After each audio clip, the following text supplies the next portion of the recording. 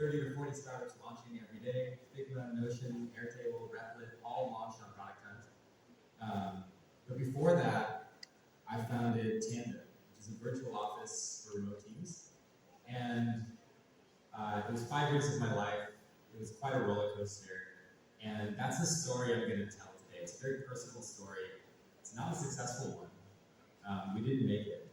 But I think there can be a lot to be learned from the twists and turns of the startup journey.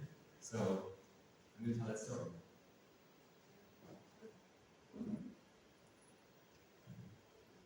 Oops. One concept I'm going to come back to again and again is a vantage point. So show of hands, how many of you have read the blog post on the idea maze? Idea maze, anybody? Yeah, a couple? Yeah. I would encourage you all to read Chris Dixon's blog post on the idea maze, which is a metaphor for startups. And startups are a race, there are lots of twists and turns, and I think it's best thought of as a maze. A concept on top of that I think about a lot is a vantage point. It's like, what can you do to get to a point? Maybe it's a metric you need to go up, maybe it's a launch. A launch is often a vantage point. What can you do to get to a place where the world looks different and you can assess and pick a new direction? So I'll come back to this again and again as I describe the twists and turns. So, a bit about myself. I grew up in the Bay Area in California, right in Silicon Valley, right on Sand Hill Road where all the VCs are. My dad's Indian, my mom's Filipino. Born in Menlo Park, got a Vantage scholarship, and I've had a pretty non-linear career. I studied bioengineering, and then I worked for Fairchild in Cebu actually for a bit as a project manager. I did data science, I did product management. In a way, maybe I started a company because I wasn't successful at anything else. But I think the twists and turns prepared me well for startups. So this is the start of the story. 2017, I had two great friends who worked together at Yahoo. And there are many reasons to start a company, but for me it was friends. I wanted to work with these two friends. We had some ideas, but we didn't really know what we were going to build eventually. We just wanted to work together. Which is, I think, a strong way to start because we change ideas a lot. I'm going to take you through a few big pivots until we started working on the problem of remote work. And then I'm going to take you through actually the quick product iterations we did to get to the app that we launched. December of 2017, we weren't working full time, but we launched Cryptagon, which was a way to track your Web3 portfolio. We launched it on Product Hunt. It's the company I'm running now. And it's free. You just put it on the site, and overnight, thousands of people started using our app. And we had people making requests of us. We had people telling us things were broken. We had people offering to help us build the app. And there was over $100 million of cryptocurrency tracked, like actually overnight. And this gave us the confidence to jump in full time and say, like, hey, maybe there's something here. So we did. We jumped in full time, we started a company, we raised a small pre-seed round. And this took us several months, but we realized at some point growth stalled, crypto had fallen, and we realized we needed to make a decision. We weren't growing, we couldn't figure out how to grow. And as we looked around and talked to a bunch of our users, we were doing user interviews every day, we realized that the users didn't want the advanced trading features we were building. They just wanted a quick way to make money. And they wouldn't pay for it either. And we asked ourselves a few questions. We asked ourselves these questions at every minute. Like, how do we grow? How do we make money? Do people actually want this? And as we started talking to users, we realized there were kind of two things. There's one thing people would pay for, which was help on taxes. And there's another thing we could make money on, which is ads. And we didn't feel comfortable doing ads at the time because there were a lot of sort of sketchy ICOs. And we didn't feel like we were the right team for taxes either. So we decided to do a hard pivot. We talked to our users, same user, but we went for a deeper pain point, and we decided to build for their personal finances. So we launched in April 2018, a soft launch to friends, Polygon, which is a pocket financial advisor. It was based on the idea that we could give you clarity on your personal finances in a low-stress way. This was a short-lived pivot. We spent about 2 months on this app. We got people to use it, and we ran into a bunch of blockers. We couldn't figure out how to make money. We had really poor retention. Nobody actually used the app, which really started making us ask, like, do people want this? And we couldn't change behavior. We couldn't get our users to do anything positive for their finances. And we also realized all the different ways we were thinking about monetizing required a deep knowledge of financial technology. None of us had that background. We'd all been building consumer apps at Yahoo. So sometimes you just gotta realize that you're not the founders for this. And we did another hard pivot. This is the last pivot before we started working on remote work. And this was a really interesting one. We launched a crypto exchange, a very particular type of exchange for hedge funds. We discovered this need in talking with a bunch of professional traders who would use our first app. And this is the first pivot where we decided to intentionally aim for a vantage point. So for an exchange like this, which was an exchange for hedge funds, the vantage point was pretty clear. We had to launch it. We had to do a day of actual exchange volume. So it took 4 days to build this exchange. It took 2 months to sign up about 20 of the largest hedge funds. And then one day, we launched it. And we immediately found it wasn't going to work. We were about 100 times below the scale for any sort of liquidity. So we did a hard pivot. And you know, I think this is an interesting, I think one thing interesting in hindsight is we didn't really persevere on this idea because we didn't feel it personally. We were building it for an archetype of a user that we'd come across. It was a market inefficiency we saw, but we didn't strongly believe that this type of exchange needed to exist in the world. Again, like those are the founder market fit. What we pivoted to, though, was very personal. So these are my co-founders' kids. The 2 co-founders. They each had maybe like within 6 months of each other. This was in 2018. This is before the pandemic. We were working in person every single day, and then all of a sudden they're at home with the kids, and we started working remotely. And we didn't feel like a team anymore. We were, it was hard to talk. We didn't have that creativity, that energy of being in the same room. And if you remember, like we started the company to work together more than for an idea. We didn't feel like that team. So we started thinking about this. We started using every tool out there, and eventually we started thinking about, well, how can we solve this problem? Because this feels really personal, and if we solve it, we'll be better. So we started working on how to create connection and collaboration in remote work. The first thing we did was test a really quick prototype. We didn't do any code. We just used Discord. So how many of you use Discord for gaming? Yeah? Cool. Yeah, so the idea was like, hey, can we replicate the type of interaction you have with your friends on Discord, but for work? And so our first product, we called it Roundtable. Step 1 of installing Roundtable is to install Discord. Step 2 is you configure it in a specific way. And we got a few companies to use Discord for work. And we learned a couple of things. We learned that the quick spontaneous calls were really valuable, but Discord is really confusing for if you're not used to it. It's not built for work. So we started building. The first attempt of this was, and at this point we're building basically a new app version every 2 weeks. We build the app 1 week, and then we test it with a bunch of companies in the network for the next week, and then come to a conclusion. So, it was probably about a week to test what we call a Roundtable, the Discord solution, and then we built a minimalist walkie-talkie. So an app that's set on your desktop, you click, you talk. So we got a few companies to try it out, and we learned pretty quickly that nobody is free to talk. And if you try to call somebody, they don't pick up a few times, just quickly stop calling them. So we thought, okay, people aren't online at the same time. Maybe we can bridge the gap between synchronous and asynchronous. So we created an answering machine. The way this worked is you can click to talk, and it's also simultaneously recording.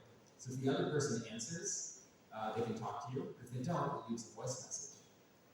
In our heads, this was amazing. It's like this bridges synchronous and asynchronous communication. You don't even care whether somebody's online before you talk. Then we tested it with actual users. They hated it. They absolutely hated it. People hated voice messages. Voice messages are kind of long and rambly.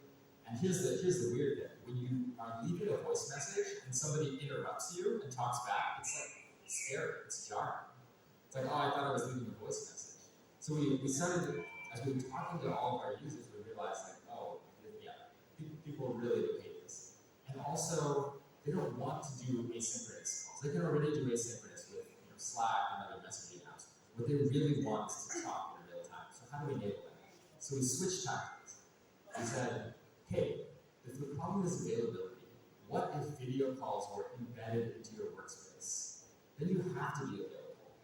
So we thought about like, what are the tools that you spend time in? There's code, there's design software like Figma, there's spreadsheets, and there are documents. These are the things we spend a lot of time in. What can we reasonably build? Well, we can build a document editor. So this is probably the craziest pivot. We built an entire document editor. It was optimized for real time. It kind of looked like Figma, it had shared cursors, and there's voice and video attached. So if you're working in this document editor, you are available to be called. It's kind of a brute force solution. And we learned from the few teams that used it, they really liked it, but only some of the things. And it worked for not at all the reasons we thought. As we're talking to everybody, it's like, why are you using this? We see you using it. What actually is valuable? And we learned that it was about presence. If I see that you're in a brainstorm document right now, you're viewing it, I kind of know you're available to talk. And so we extended that presence to what app you're in.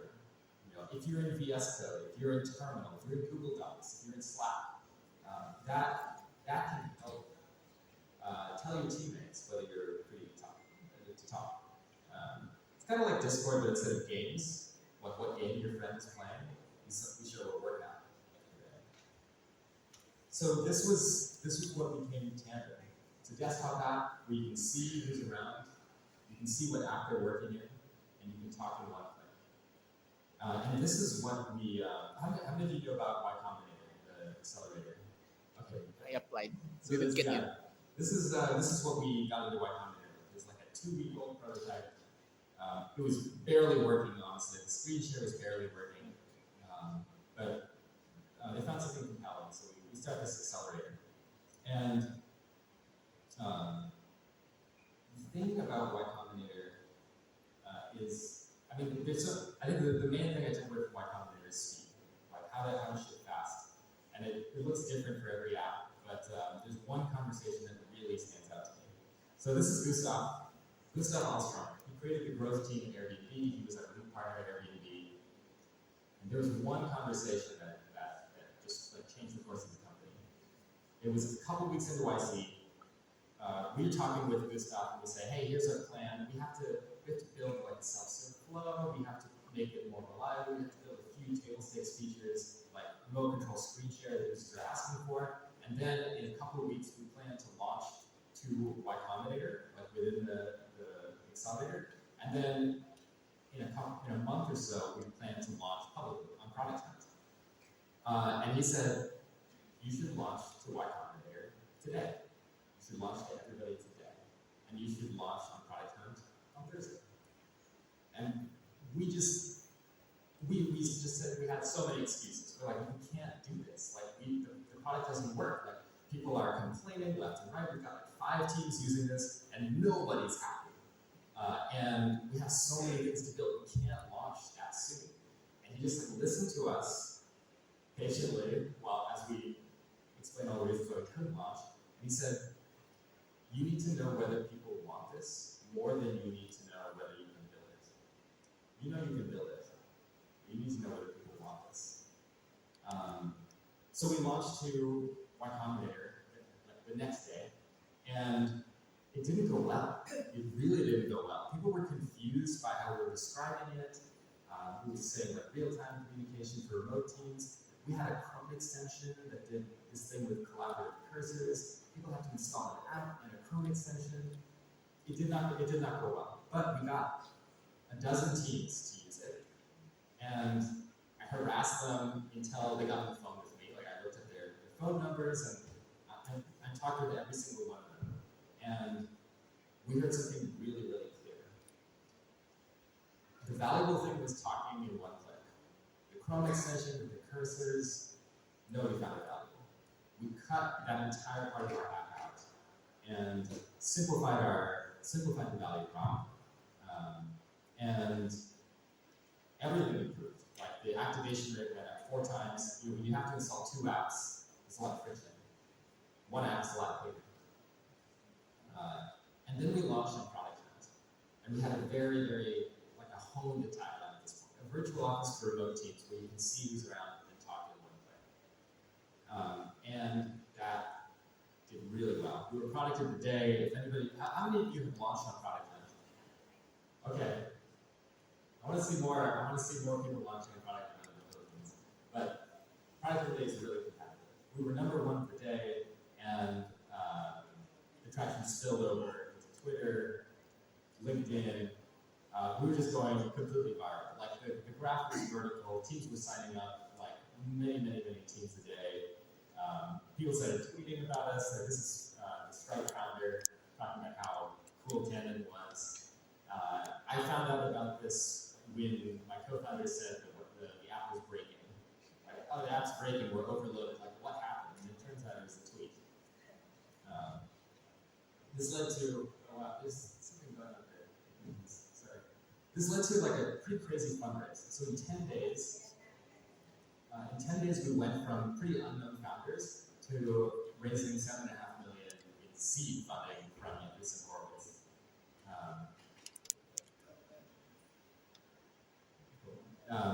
Which is a pretty crazy seed, especially back then.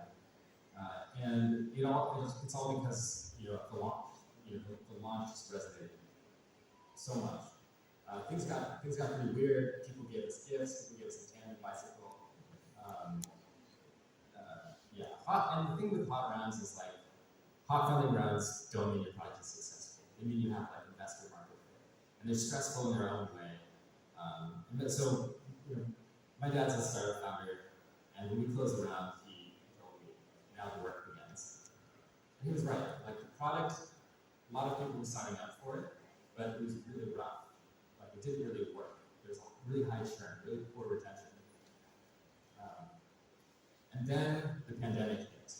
We had just started to hire, had 1 engineer, my co-founder, and this is a 30-day chart when the pandemic hit. We just completely exploded. There were single days when we doubled in volume. So much so that Paul Graham tweeted about us. He said, saw a graph at the start, it was for remote work, and then was surprised to find out the scale of these days. How many of you have found product market fit? Like felt like you've really seen product market fit?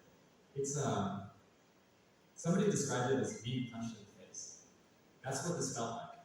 It was like almost the worst, most stressful time of my life. Like we were not sleeping. The app was breaking like every few days. There was one night when I remember my co-founder said all of Italy just came, just started quarantining and started trying to use Tandem. It was just absolutely insane. People were angry at us because the app wasn't working.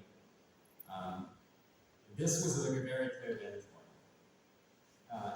Because at the same time, like while a lot of people were signing up, people weren't sticking. So this was our graph. The spike is a pandemic, and then even though many people were signing up, we started to decline. So we took stock of the situation. We have tons of organic inbound. Everybody's finding out through their friends about Tandem, but the product isn't really This was an easy decision. It's time to build. So as quickly as we could, we built a world-class product team. We had a guy who built FaceTime, people with decades of experience from Discord, Skype, and Twilio, and we started grinding.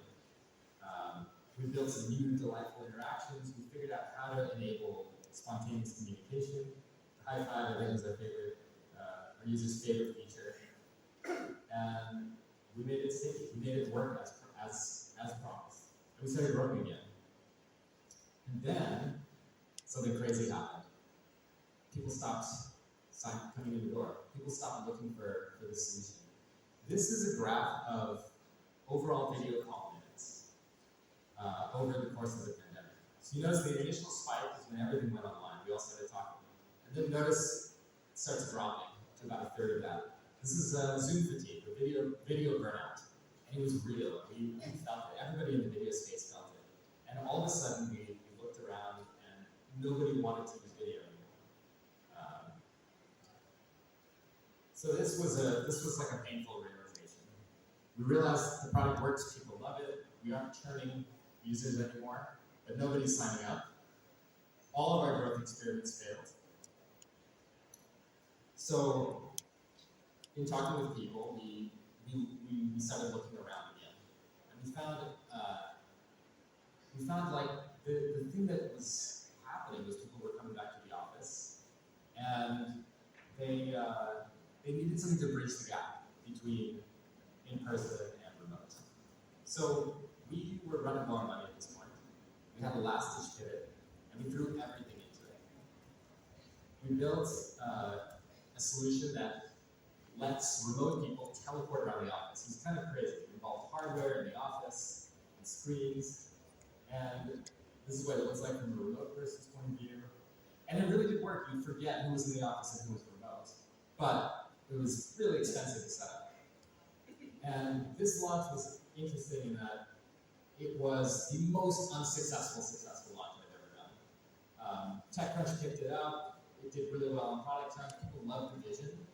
And despite all of that, we got 2 signups. Two companies actually installed this. So that was a very clear vantage point of, while the problem is resonating, this product is not something anybody wants. So just wrapping up quickly, this is the outcome. The pivot failed. We ended up rejecting the acqui-hire offers in favor of letting our team do what they wanted to do.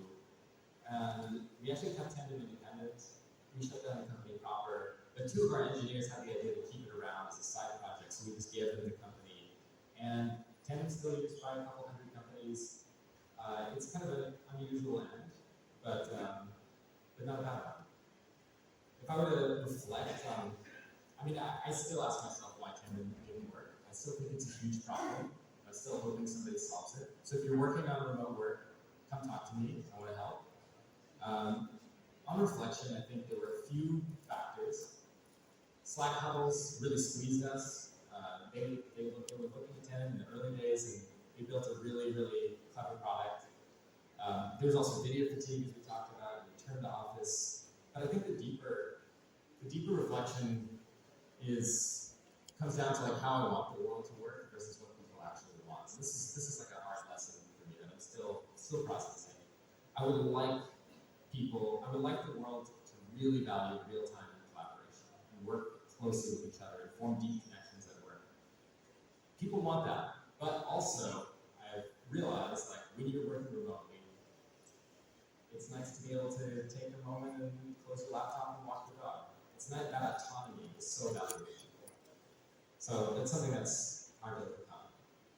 The story isn't over. There are a few virtual offices that are still going. We created this category, but there are a lot who are pursuing this in really, really inventive ways. There's Rome on the left. On the bottom left, there's Gather Town. And then Tonari is a really interesting company. It's a Japanese company that creates portals between offices where you can make eye contact. So it's not over yet.